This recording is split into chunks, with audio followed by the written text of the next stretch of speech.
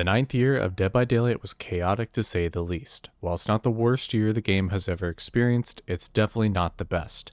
With many bug-filled patches and failed quality of life initiatives now left in the dust, there's a lingering question. Is there anything that Year 9 accomplished to improve the overall health of the game? The embarrassing moments and turbulent times that often occurred in Year 9 might have left the biggest impressions. However, two important quality of life improvements, which happen to be closely related, have been quickly forgotten amidst the chaos that erupted. And it just so happens that these corresponding improvements unexpectedly bookended Year 9. So what did these improvements consist of exactly? Well, they have something to do with a classic DBD issue: maps. The maps of Dead by Daylight are a timeless topic. The original versions of many legacy maps were extremely unbalanced, making them easy subject matter for various debates and discussions. As these maps changed over the years, the discussions about them evolved as well. While the overall balance of every map is still at the forefront of many discussions, other features like the lighting and atmosphere have surfaced as important points of consideration. Nonetheless, it would be foolish to understate the frequency with which discussions regarding map balance occurs, and in some ways, map balance discussions are stronger than ever. Year 9 of DBD has plenty of evidence to support this. One of the newer maps from this year, the Fallen Refuge, has the ability to spawn horrendous 3-gen setups. The sting from the somewhat recent palette density update is still fresh, as it's added new layers to already chaotic balance discussions. The newest map as of this recording, Trickster's Delusion, has remained controversial ever since the 9.5 PTB, and whether this map will receive any tweaks or refinements remains a mystery. Whether it's the size of each map, the type of maze tiles that can spawn, the amount of palaces that can spawn, or troublesome main buildings, there's an endless list of distinguishing characteristics worth dissecting for every map and every realm. And I think it's safe to say that the vast majority of players would agree that there's always something worth addressing when it comes to maps. An underlying critical component to this timeless topic is the map chance system. The type of map that killers and survivors are forced to experience each time they load into a trial is a huge determining factor to the outcome. Some killers will have much easier matches on indoor maps, while some killers will have a much better time on outdoor maps. Depending on what killer you play as or need to run from, the type of map that spawns can create either an immediate sense of relief or an immediate feeling of frustration. All this is temporary, of course, because the player is subjected to experiencing the same game of chance the next time they load into a match. That previous sense of relief could be immediately thrown out the window when the very next map that spawns results in the most frustrating uphill battle. The map chance system in DBD is like a sick and twisted form of gambling, with the extra twist being that a player's input on what map is chosen is virtually non-existent as it stands today.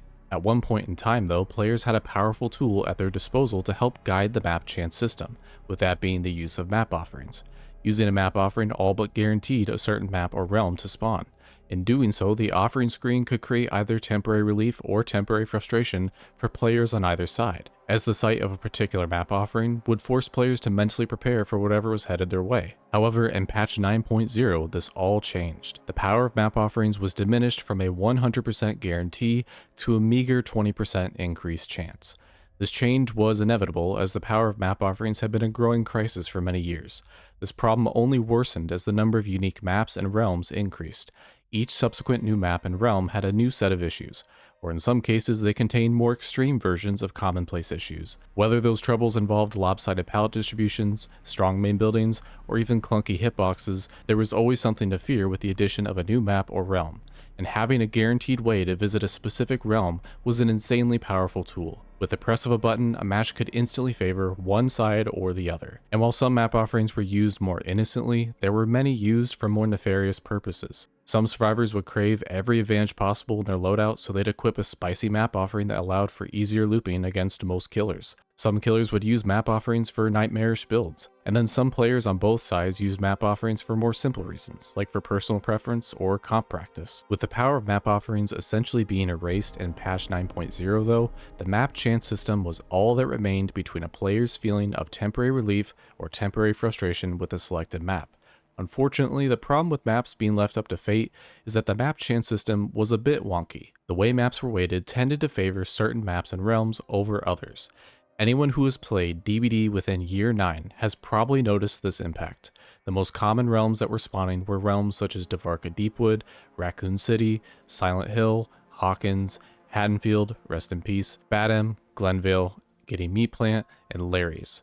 This repetitive cycle was quickly noticed by plenty of players, and consequently there was a growing desire for changes to the map chance system. While this feedback was submitted in a plethora of places, the map chance system itself remained the same. And honestly, if this feedback was being read and reviewed, it wasn't made fully aware to the players at the time. Amidst the launch of the Sinister Grace chapter during patch 9.2, which coincidentally contained the very controversial palette density update, a map survey was sent out to players. While the main information that was being sought in the survey was in regards to the overall balance and atmosphere of DBD's maps, the survey also asked players to select their favorite maps. The results for this part of the survey were announced a few weeks later during a dev stream in October 2025, with the top 5 favorite maps as follows: Dead Dog Saloon, Mount Ormond Resort, RPD East Wing, Freddy Fazbear's Pizza, and RPD West Wing. In addition to this, it was also announced that the devs were planning to adjust the map weight system to provide an increased chance of these 5 maps moving forward. The overall response to this announcement was of high concern. While DBD has previously boosted maps based on survey results, these were only temporary and took place during certain events. And even in those situations, the maps that were boosted were split between survivor favored and killer favored. The map survey post patch 9.2 wasn't really factoring in balance when players selected their favorite maps. So to use the results from this survey as a reason to boost the weight chance for these maps was mildly unnerving to say the least. Of the 5 maps highlighted, the RPD maps are the most troublesome. The layout of RPD not only allows for good survivors to easily chain loops together, but also some killers can have an easier time guarding gens and cornering survivors with their powers. And while I do love the Resident Evil games, is it even necessary to include both maps for this? To boost only one of the RPD maps is already enough, but to boost them both is a bit much. The other 3 maps, while not super unbalanced, also have their own set of issues. Dead Dog Saloon regularly spawns egregious 3-gens. Ormond Resort is a fairly large map with a fair amount of pallets and a somewhat strong main building, making some killers face an instant uphill battle. Freddy Fazbear's Pizza isn't all that bad from my perspective, but there are some double pallet loops that can spawn which can connect into other loops and maze styles quite well. All of this to say, boosting the chances of these 5 maps was a concerning move given the already unhappy sentiments towards the current map chance system. But since this announcement several months ago, there's been nothing but silence when it comes to the map chance system. Not a single additional announcement or follow-up. Absolutely nothing. Why go through with announcing that these favorite maps would be boosted only for nothing to happen? The silence was shockingly loud and spoke volumes. Something had to have changed behind the scenes. That or this announcement was totally forgotten about. Fast forward to the launch of patch 9.6, which included an important detail listed at the top of its patch notes. The important detail was as follows. Map weighting has been adjusted in order for maps to have an equal chance of spawning. Realm repeat prevention remains in effect. After months of silence, out of the blue came an update to the map chance system, and a much better update than the previously announced one, I might add. With this change, each individual map would now have an equal chance at being selected every trial. The Realm repeat prevention system, which can be a bit buggy at times, stays in place as an additional measure to help ensure more realm variety. This sudden rework to the map chance system is extremely noteworthy. This change was not mentioned in the PTB for this patch, so having this change occur was a fun and random surprise. Furthermore, the last piece of information regarding the map chance system that was communicated was the announcement from the October dev stream. To go from announcing fan favorite maps will receive increased spawn chances, to then going absolutely silent for several months, to then randomly dropping an overhaul to the map chance system is incredibly surprising.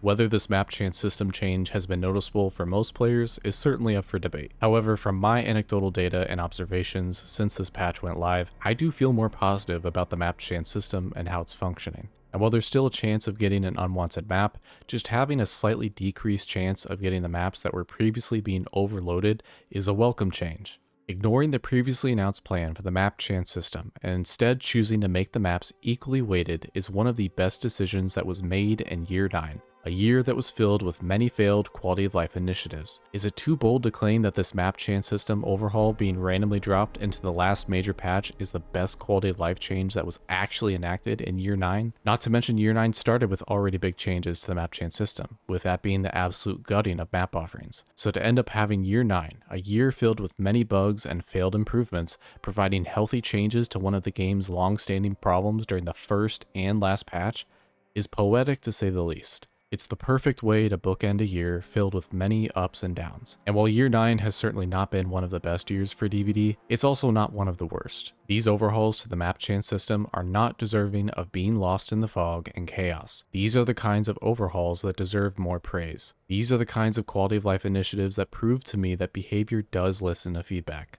even if it takes a while for something to be actioned. That's all for now. Thanks for watching.